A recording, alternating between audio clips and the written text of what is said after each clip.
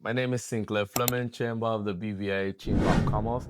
I want to give a big shout out to Nona Vanterpool and Vanterpool Enterprises. Vanterpool was very instrumental in rebuilding one of the walkways in the Wickham ski area, a great tourist area. It was dilapidated. Someone hit it with a truck, and a local business came in and fixed it. And this is what local business and BVI Pride is about. We have businesses giving back to the community consistently. And Nona is someone that's always been there, always been giving back, giving advice to young entrepreneurs and helping out wherever she can. She's been like this forever. And we want the Voice of Business, the Chamber of Commerce, to really give her flowers right now because she's always helping. Nona, we thank you for what you do. We love your business.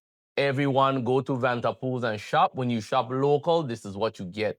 You have people you can reach out and touch, and businesses that can reach out and touch your community with their community service.